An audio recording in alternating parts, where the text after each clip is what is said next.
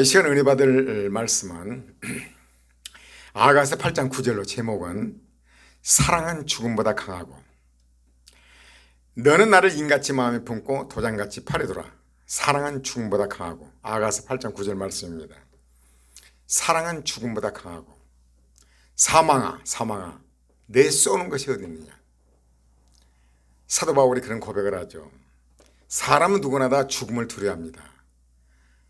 그러나 사랑 앞에는 꼼짝 못합니다. 사랑하는 사람을 위하여 우리 죽지 않느냐. 그래서 죽음도 사랑 앞에서는 꼼짝을 못해요. 그래서 사랑은 죽음보다 강하고 예수님 우리를 위해서 사랑하셔서 우리를 죽으셨죠. 사랑하기 때문에. 그걸 우리가 이해를 못하지만은 그러나 은혜를 받고 나면 예수님의 사랑을 알게 되고 예수님을 위하여 우리가 목숨을 버리죠. 그래서 이 죽음이 사랑을 이기지를 못해요. 그래서 사랑은 죽음보다 강합니다. 사랑은 최고의 능력이고 하나님은 사랑이십니다.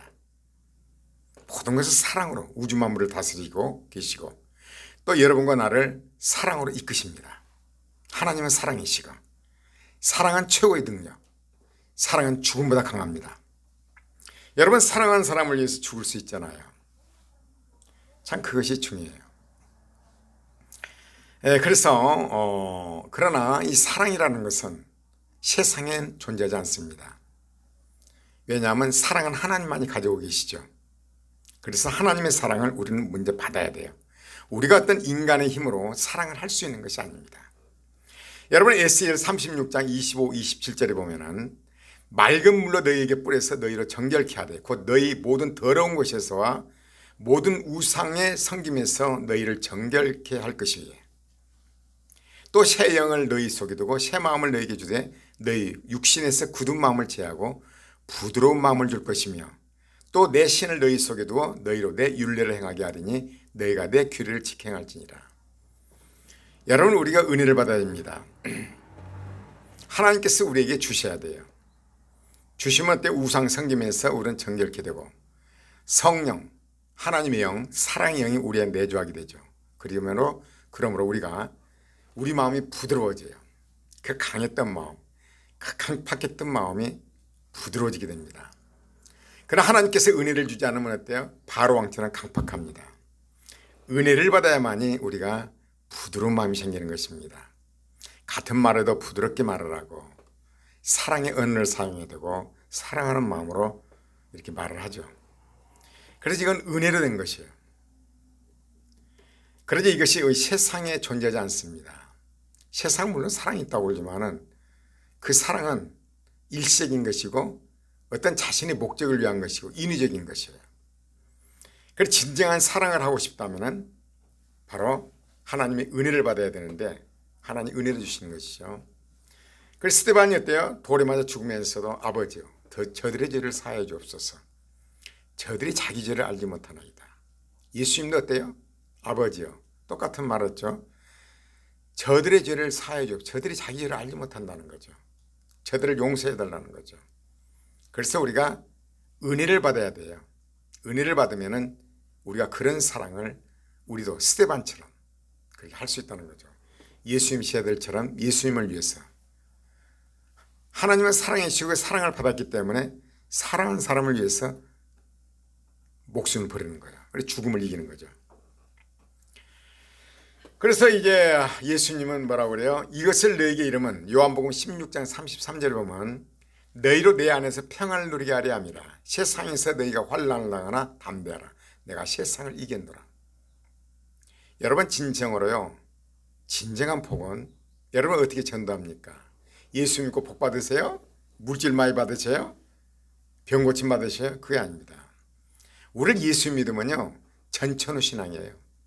환경에 관계없는 행복이 오는 거죠. 그건 어디서 오는 것인가? 사랑할 때 오는 거예요. 하나님의 사랑으로 사랑할 때. 그래 전도할 때 우리는 어때요? 전천후 신앙, 환경에 관계없는 신앙, 환경에 관계없는 행복.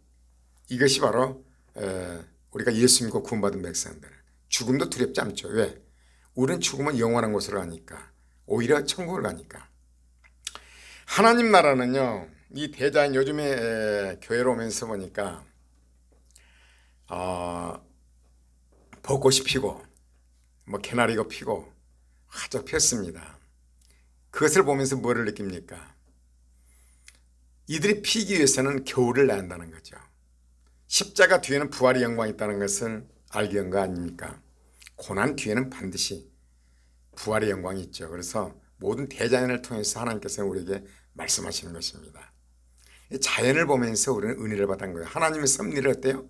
자연 속에서 발견한 거죠. 이 자연을 누구 만든? 하나님 만드신 거죠. 자연을 보면서 깨달으라는 겁니다. 그래서 우리의 어려움은 바로 어떤 데는 저도 그래요. 오늘 너무너무 힘들어요. 여러분, 사단이 역사한 나라는요, 걸린 데다 가는 데마다 운전해 보면 탁탁탁 걸린 데다 뭐 가는 데마다 또는 하루의 삶 속에서요, 모든 것이 그렇게 아주 안 풀려요. 아, 오늘 사단의 역사하는 거구나. 어둠의 세력이 아주 나를 짓누르는구나. 이것을 깨닫게 돼요. 그리고 나서 그러면 어때요? 우리는 내일이면 이 모든 게 해결될 거야. 역시 하룻밤 자고 나면요, 그 모든 게 어둠의 안개가 싹 걷히고 아주 쾌활한 마음이 되죠. 모든 것이 하나님 그래서 그랬구나. 하여간 사랑은 최고의 능력이요, 하나님의 능력입니다. 하나님은 사랑이시고 사랑은 하나님의 능력이요. 여러분은 이 시간에 무슨 말씀을 드리고자 하냐면 사랑으로 세상을 이기라는 것이죠. 사랑으로 여러분 성공이라는 것입니다. 행복해라는 것입니다.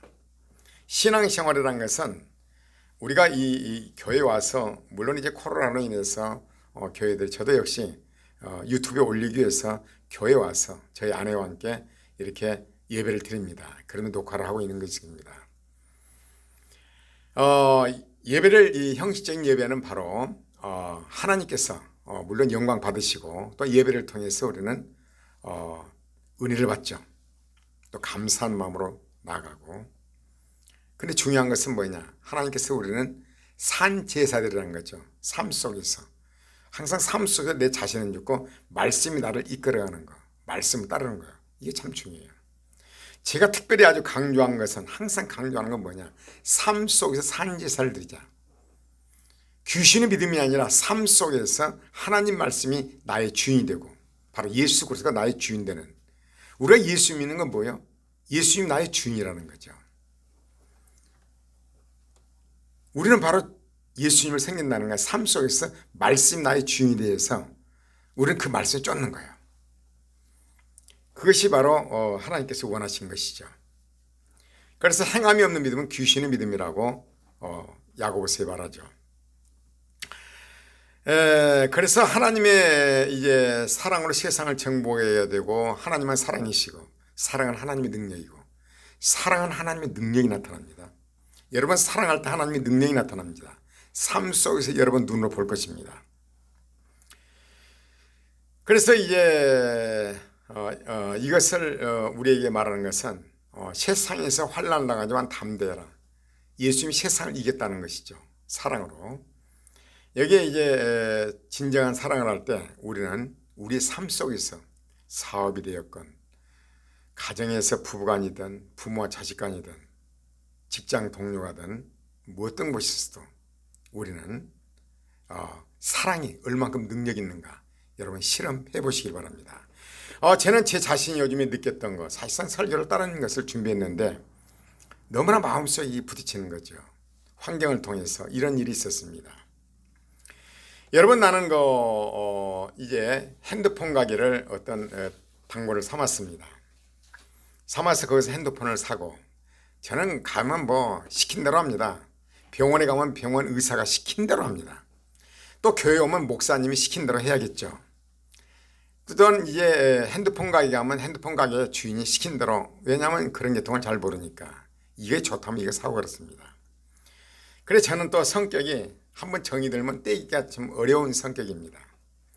그래서 그 핸드폰을 사고 이제 자녀들에게도 권했더니 자녀들이 거래를 해보고 시큰둥해요. 별로다고.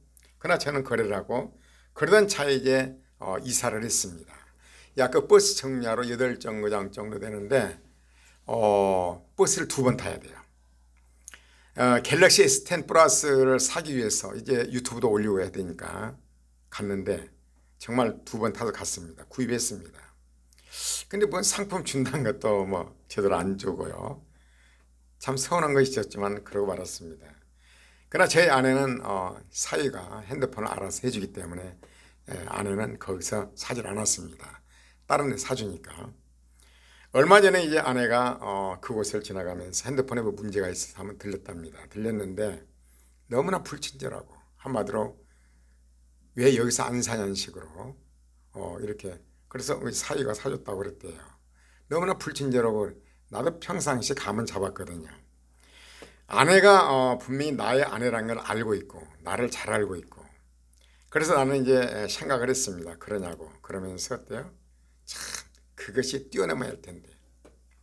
여러분 우리가 인생을 살면서 내가 가지고 있는 것, 내가 탤런트, 나의 가지고 있는 것으로 가지고 있는 재능이 됐든 무엇이 됐든 간에 내 언어 한마디라도 내 자신이 상대방을 위해서 무엇을 해줄 것인가, 저 사람에게 무엇이 필요한 것인가, 저 사람을 위해서 내가 무언가를 도와줄 것인가, 이런 마음을 가지고 장사를 한다면, 이런 마음을 산다면 얼마나 좋겠습니까?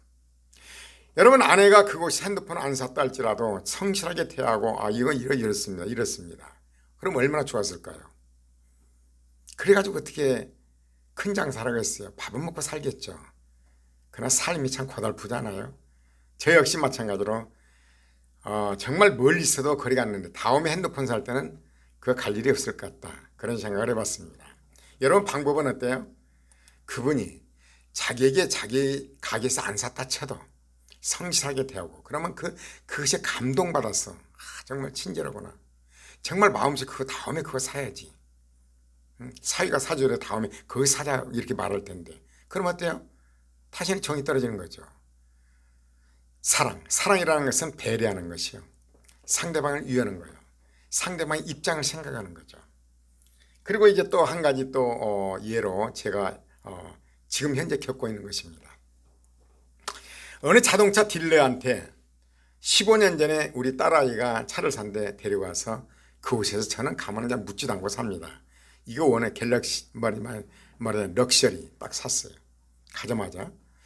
그래 이제 그러고 나서 또 이제 한 7년 전에 우리 아들도 차가 필요해서 갔습니다. 또 뭐 말도 묻지도 않고 그냥 준 대로 샀습니다. 그래 이번에는 이제 내가 차가 없어서는 안 될 꼭 필요한 상황이 왔어요. 저는 별로 운전은 오래됐지만 별로 좋아하지는 않습니다. 그래 이제 요즘은 그러잖아요. 참 매력적인 것이 크루즈 기능. 고속도로에서 앞차 따라가는 거, 딱 거리를 두고 따라가는 거, 또 차선 이탈하는 거 얼마나 매력적인지 몰라요. 또 주차할 때 주차 보조를 해주고 잘못되면 이렇게 보조를 해주고 또 앞에 장애인이 나타났을 때 장애물에 경고를 알려주고 불길을 밟아주고 얼마나 좋습니까 이게. 자유주행차가 얼마 있으면 나올 것 같아요. 너무나 매력적인 거예요. 그리고 이제 저도 나이가 있으니까 자녀들도 다 차가 있으니까 저희 아내와 둘이만 딱하게 소형 SUV를 이제 살려고 합니다. 우리 아내 자리에는 딱 그 모타로에서 상하 좌우 위로 올라오고 내려가고 마음껏 쾌적하게 옆에 탈 수 있게 물론 운전석은 당연하고 그런 걸 옵션으로 내비게이션은 약간 큰 걸 붙이고 스마트 키를 붙여가고 이런 걸 생각을 하면서 이제 이런 걸 잘 모르니까 알기 위해서 그 딜러한테 전화를 요즘에 몇 번 했습니다. 그래 이제 한 5번 정도고 그저께 이제 6번째인가 했는데 그러면서 끝부분에 그랬습니다. 물어보면서 요즘 차 많이 파세요 그러니까 딱 하는 얘기가 뭐라고 하는 줄 아세요? 목사님 같이 물어보기만 하고 차를 안 사는데 뭔 차가 팔리겠습니까? 송기를 내는 거예요. 하도 어이가 없어서 차를 사기 위해서 이렇게 물어보는 건데 그러면서요 뭐라고 하는 줄 아세요? 그냥 와서 딱 사면 되지 뭐 그렇게 재싸네요. 참 그러세요? 그거는 끊었습니다. 제 마음속에 뭐라고 그래요? 글쎄 차는 굴러갔네. 살려고 했는데 그렇지 않아도 평상시에 그 전에 우리 딸아이가 어떤 가게에 오픈을 했는데 마침 지나가길래 불렀는데 1,000원짜리 하나도 안 사주더라고요. 그 놀랬죠? 사람 말입니다. 상대방을 배려하고 상대방을 이렇게 생각하면 상대방 압니다. 오직 자기 이득만 따지자면 결국은 손해봐요. 그걸 누가 모릅니까? 참 그 사람이 그러면서 성실히 대해주고 목사님은 이런 차가 필요합니다. 이렇게 해서 이런 걸 넣으면 좋습니다. 그리고 친절하게 되면 얼마나 좋을까요? 그러니까 그 딜러가 차를 잘 팔겠습니까? 못 팔겠습니까? 못 팔죠. 그러니까 삶이 힘들고 짜증스럽죠.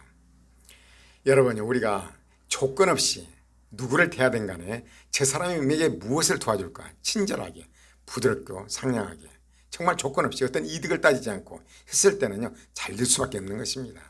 모든 삶이 그래요. 음식 장사가 되었든 자동차 딜러가 되었든 핸드폰 가게가 되었든 무엇이든 간에 그렇게 너무나 계산하지 말고 그러면 상대방 다 알아챕니다. 이게 나한테 안 샀어도 그걸 충실하게 잘해주고 저는 그러면 다음에 여기서 사야지, 그런 마음으로 안 묻겠습니까? 이걸 보면서 그래서 제가 이 설교를 하게 되는 것입니다. 사랑은 죽음보다 강합니다. 여러분요, 정말로 행복하게 살고 싶은 여러분 부부간에도 마찬가지죠. 그냥 그 계산 따지는 거, 네 것 내 것 따지고 뭐 이러고 그래갖고 되겠습니까? 응? 성경은 뭐라고 그래요? 여자는 어때요? 갈빗대라고 그러죠. 남자를 죽여서 그 갈빗대로 뽑아서 만들었죠. 사실상 예수 그리스도가 죽으시고 옆구리에 창을 받으셨잖아요. 십자가에서 죽으시고 우리를 태어나게 한 거죠. 능 내 뼈 중에 뼈, 살 중에 살이다. 아담이 그러잖아요. 아내를 가장 소중하게 잘 대할 때 아내는 남편을 어떻게 대하겠어요? 부관에 마찬가지예요. 남편은 아내를 위해 생명을 바쳐야 되고 아내는 남편을 어때요? 서포트로 이렇게 해주잖아요. 남편을 하늘같이, 말하자면 사라가 아브라함을 주라고 한 것 같이 그렇게 할 때 얼마나 행복한 부부가 되겠어요. 사랑 결코 손해보지 않습니다. 근데 그 사랑이 쉽나요? 쉽지 않습니다. 여러분요, 사랑하는 법을 이제 말씀드립니다. 갈라디아 5장 16, 23절을 보면요, 내가 이루는 성령을 쫓아 행하라. 그리하면 육체의 욕심을 이루지 않냐리라. 여러분요, 그래 사랑이 최고야. 내가 사랑할 거야. 사랑이 되든가요? 아내한테 화를 안 낼 거야. 손님들한테 이해타산 안 할 거야. 성실하게 대할 거야. 되든가요? 안 됩니다. 여러분 육체를 따라서 안 됩니다. 성령을 쫓아 행하라. 육신을 쫓는 자는 육신의 일을, 영을 쫓는 영의 일을 생각하는, 내 힘으로 안 되는 겁니다. 이게 사랑하고 싶죠. 거의 옳은 걸 압니다. 안 됩니다. 화를 안 내려고 하는데 안 되든가요? 안 됩니다. 사도 바울이 뭐라고 그래요? 오라는 공고한 사람이로다. 이 사망의 몸에서 누가 나를 건져내랴. 안 되는 거예요. 선을 행하길 원하는데 안 되는 거예요. 이게 안 됩니다. 불가능합니다. 그런 결과 어때요? 하나님 힘으로 누구는 안 됩니다. 정말로 노래가 있는데 화를 안 내면 더 화가 난 거죠. 정말 나한테 안 산 핸드폰이나 뭐 이런 사람들에게요, 친절하게 대하려고 더 안 되는 거예요. 더 열불이 나는 거예요. 안 되죠. 그러면 어때요? 하나님 나에게 은혜를 주십시오. 은혜를 주십시오. 하나님의 사랑을 알게 되면요, 정말 부드러운 마음이 됩니다. 미운 마음이 사라집니다. 최선을 다합니다. 내가 저 사람 해줄 수 있는 것이 무엇인가? 이해타산 따지지 않습니다. 바라지를 않습니다. 내가 저 사람 이렇게 했으니까 저 사람이 나를 어떻게 해줄 것이다, 그런 생각도 없습니다. 바라지를 않습니다. 여러분 바라면서 뭔가를 하면 상대방도 알아챕니다. 우리는 하나님은 우리 영이시고 우리는 영이잖아요. 영이 있잖아요. 영끼리 통합니다. 그래서 우리는 그 인간의 힘으로 이 사랑이 안 된다는 거죠. 근데 우리가요, 그러면 어떤 방법으로 해야 하나님 앞에 올바로 설 것인가? 성령을 쫓아 행하라. 여러분요, 화를 안 내려고 하지 말고 불친절한 말 이렇게 하지 말고 성령을 쫓아 행하는 것이죠. 성령을 쫓아서 그래 저 사람에게 내가 화를 내지 말아야지, 내가 끝까지 잘 대야지, 그런 말 말고요, 성령을 쫓아 행하는 거죠. 성령을 쫓아 행하는 거죠. 내 원수를 사랑하고 핍박하는 자를 키워달라. 하늘에 계신 아버지는 어때요? 해를 악인과 선인에게 비를 의로운 자나 불안이 되어 주십니다. 하나님처럼 하나님의 자녀라면 그렇게 해야지. 성령을 쫓아 행하는 것입니다. 내가 이것을 화를 안 내려고 하지 말고 사랑하기 위해서, 성령을 쫓아서 사랑하기 위해서, 사랑, 희락, 화평, 오래 참, 자비, 양성, 충성, 옹의, 절제, 성령을 쫓아 행하면 이거 되더라고요. 자주 제가 말하지만요, 저는 화를 내기를 좋아하고 아주 성격이 급하고 그렇습니다. 뭐라 당장 뿌리를 뽑아야 되고, 정말 화내는데 명세했습니다. 제가 화내는 일이 거의 없습니다. 왜 그럴까요? 내가 화 안 내려고 하면 더 납니다. 화 안 내는 그런 생각 아예 없습니다. 성령을 쫓아 행하라. 여러분요, 육신을 쫓아 행하는 거, 이것은 바로 육신적으로 내가 화를 안 내려는 거예요. 육신적으로 내가 생각이 저 사람은 잘 대해줘야 이 육신을 쫓는 겁니다. 여러분 그리고 우리가 이제 마태복음 5장 22절 25절을 보면요 이 말씀이 나와요. 여러분 오늘 또 이제 온라인을 통해서 예배를 드릴지 모르겠습니다. 여러분 예배를 드리는 건 참 좋습니다. 당연히 드려야죠. 옛사람에게 말한 바 살인치 말라 누구든지 살인하면 심판을 받게 되리라 했다는 것을 너희가 들었으나 나는 너희에게 이르노니 형제에 대해 노하는 자마다 심판을 받게 되고 형제에 대해 나가라. 나가란 말은 골빈놈 이런 뜻이 골빈놈 멍청이. 나가라는 자는 공에 잡히게 되고 미련한 놈이라는 자는 지옥불에 들어가리라. 그러므로 예물을 제단에 드리다가 거기서 내 형제의 원망 들을 만한 일이 있는 줄 생각나거든. 예물을 제단 앞에 두고 먼저 가서 형제와 화목하고 그 후에 와서 예물을 드려. 나는 여기 있어요. 생각나거든. 생각나거든에 초점을 맞췄습니다. 나는 어떤 분이요 계속 카카오 스토리에 이런 글을 올려요. 회개 막 회개하라. 여러분 회개는 두 정도가 있습니다. 첫 번째 회개는요 우리가 예수 믿고 구원받은 겁니다. 한 번의 회개입니다. 회개는 한 번이에요. 회개라는 것은 나를 위해 내가 주인 됐던 것을 예수님을 향한 방향을 트는 거예요. 말씀대로 사는 거예요. 이게 거듭남이요. 그 다음에 회개는 뭐냐? 말하자면 이스라엘 백성들이 이제 홍해수를 건넌 것이 바로 거듭난 거예요. 애고복은 끝난 거예요. 그 광야에서는 어때요? 이스라엘 백성들 40년 훈련시킵니다. 믿으라는 거죠. 매일 만나를 주고 믿으라는 거예요. 구름기둥과 구름기둥이었대요. 뜨면은 일어나고 또 머물면 머물게 되고 성령 인도하심을 따라가는 거죠. 가라면 가고 서라면 쓰고 이것이 바로 뭐라고 그래요? 성화라고 그래요. 성화. 우리의 삶 속에서 하나님 인도하신 대로 사는 거죠. 그것이 바로 거듭나고 그 다음에 성화 영화로운 단계가 있습니다. 첫 번째 회개는 요단강을 말하자면 홍해수를 건넌 거예요. 예수님은 거듭난 거예요. 두 번째 회개는 뭐예요? 이스라엘 백성들 광야의 생활에서 성령을 쫓아 행하는 거예요. 여기 완전히 쫓아 행할 때 어때요? 축복의 가나안 땅 영화의 단계에 들어갑니다. 성화 영화, 거듭남 성화 영화. 그래서 두 번째 회개는요. 이것은 바로 우리가 회개란 거 있잖아요. 그런 사람들이 이렇게 강조를 해요. 날마다 회개를 해요. 근데 여러분 여기는 뭐라고 그래요? 예배를 드리러 가기 전에 내가 누구의 잘못된 것이 생각나거든. 하나님이 생각나게 해요. 이거 누구한테 내가 잘못했어. 여러분 언어가 참 중요해요. 사람 살인이 아니라 언어로 죽이는 거예요. 뭐래요? 살인치 말라 누구든지 사람 심판을 내기라 받게 되리라 하였다는 것이. 그러면서 어때요? 그 다음에 바라고 그래요. 형제에 대해서 어때요? 노하는 자마다 나가라는 자마다 또 미련한 놈이라 이 언어로 이렇게 어는 거 이것이 살인이에요.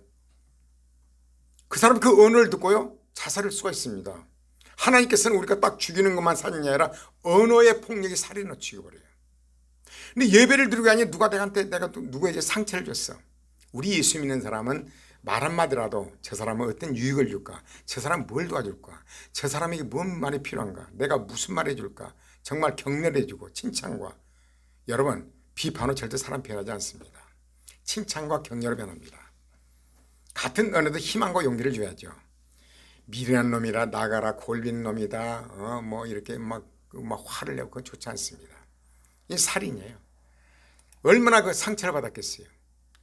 우리가 예배를 드리러 가기 전에 생각나거든. 이게 꽂히더라고요. 우리가 뭔 잘못한 거 있잖아요.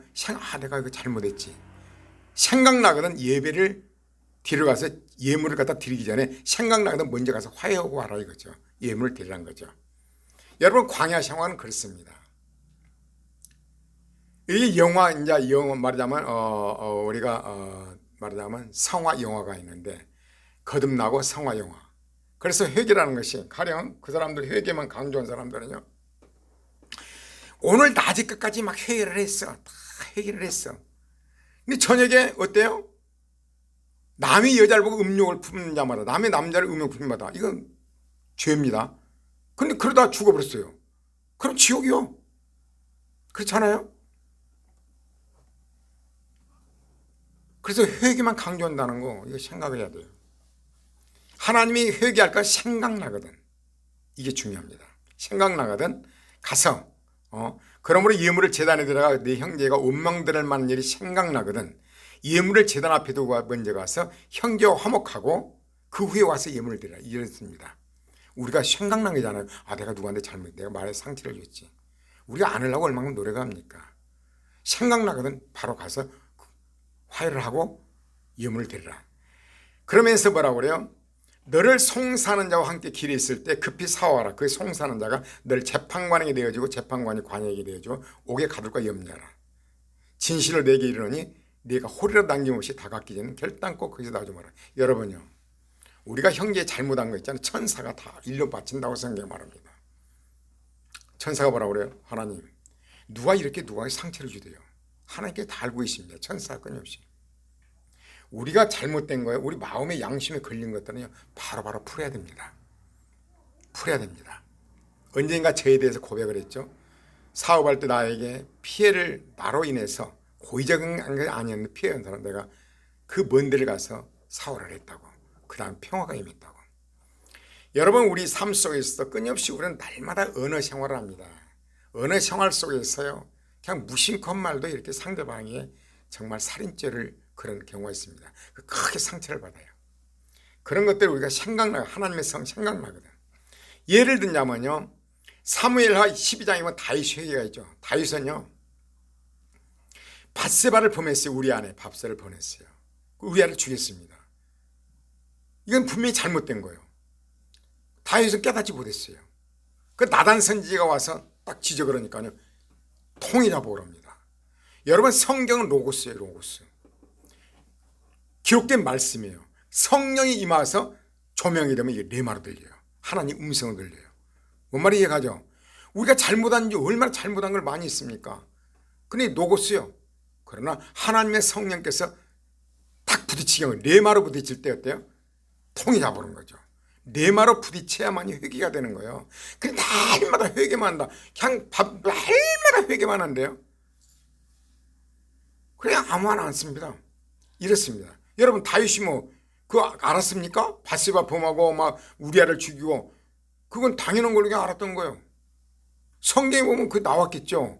잘못한. 그러나 딱 하나님의 음성이 나단 선지자를 통해 딱 주어졌을 때 하나님 음성 레마로 딱 들린 거예요. 그때 회개한 거예요. 근데 여러분, 예배를 드리러 가서 예물을 제단에 드리다가 생각나거든요. 이건 하나님의 성령께서 역사하는 거예요. 회개하는 거죠. 회개라는 건 뭐예요? 돌아서는 거예요. 가서 사과하는 거예요. 하나님 잘못했습니다. 그거 아니에요. 돌아서는 거예요. 누구한테 빚졌으면 빚을 갚아야 돼요.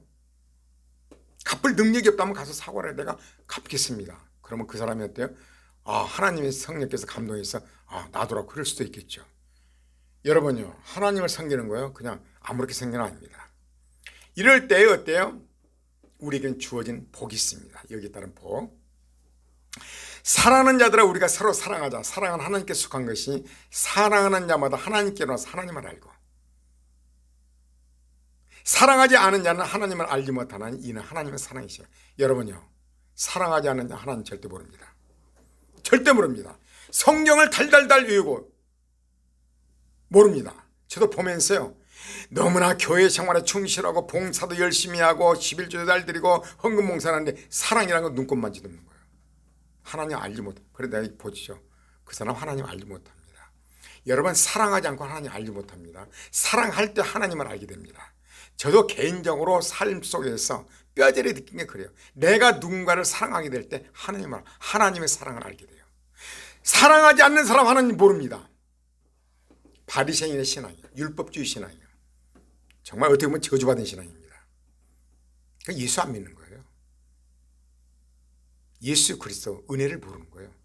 종교 생활하는 거예요. 신앙 생활이라 종교 생활하는 거예요. 그래서 어때요? 사랑하지 않는 자는 하나님을 알지 못합니다. 하나님의 사랑이 우리에게 나타난 바 되었으니 하나님이 자기 독생자를 세상에 보내시면 저로 말미암아 우리를 살리려 하십니다.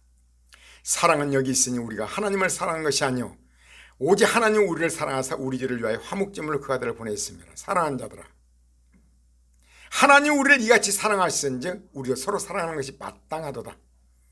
어느 때나 하나님을 본 사람이 없을 때 만일 우리가 가서 서로 사랑하면 하나님 우리 안에 거하시고 그의 사랑이 우리 안에서 온전히 이루니라. 사랑하게 되면 하나님을 압니다.